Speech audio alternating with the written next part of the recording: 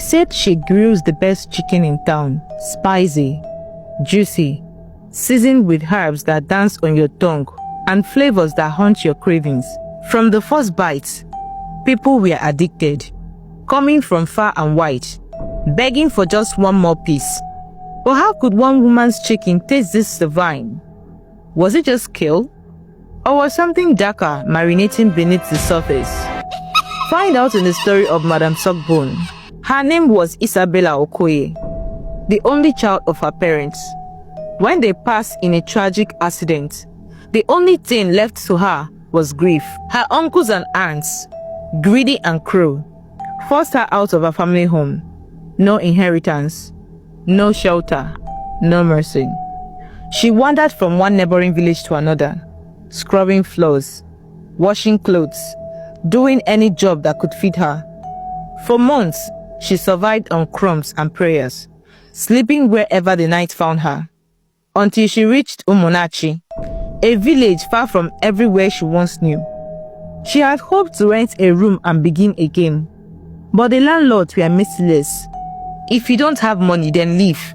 Even goats need shelter money, once scoffed. She begged, pleaded, but no one cared. She was an outsider.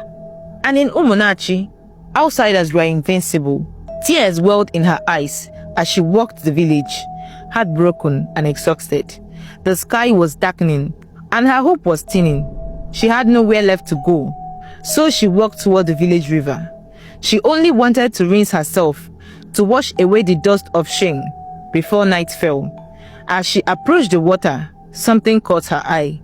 A house, small, quiet, just beside the riverbank. It looked old, but not broken. Empty, but not dead. Who would leave a whole house here? She whispered. She stepped closer, heart pounding. The door creaked open without resistance. Inside, it was dusty, but livable. A table, a bed, a tiny kitchen space. Her lips quivered. Thank you, God, she said shakingly. Maybe this is my beginning. That night, Isabella swept and cleaned every corner of the house. She lit a tiny lamp from her travel bag and curled up on the narrow bed. For the first time in months, she slept in peace until midnight came.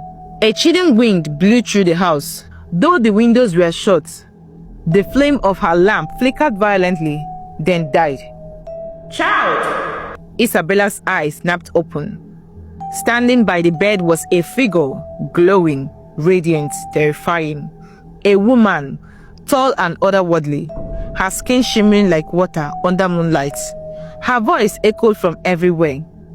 I am Mirima, the river goddess of Umunachi. I have seen your pain, your rejection, your sorrow. Isabella froze. Her breath caught in her throat. Who are you? What do you want from me?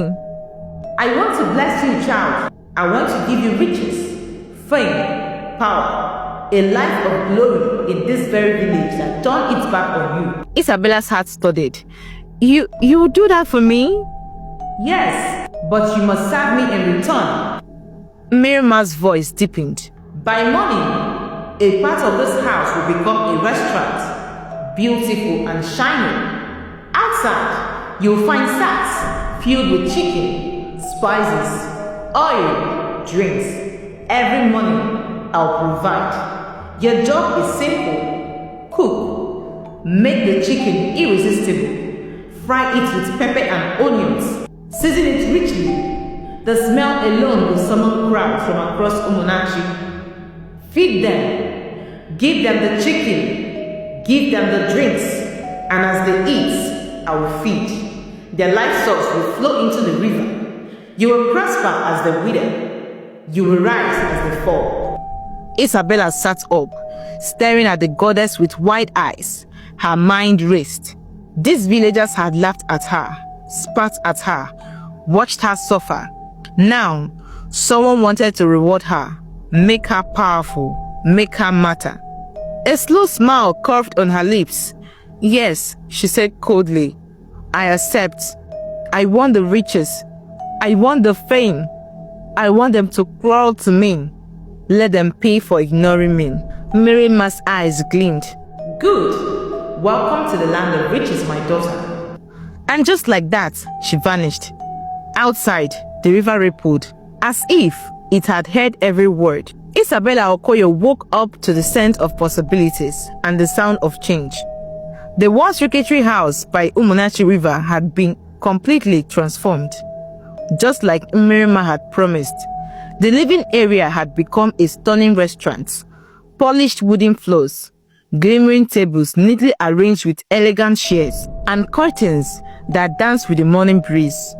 The old kitchen was now a culinary dream. Sleek countertops, clean utensils, rows of spices lined up like soldiers, and pots that shone like new coins. But what really caught her breath was outside.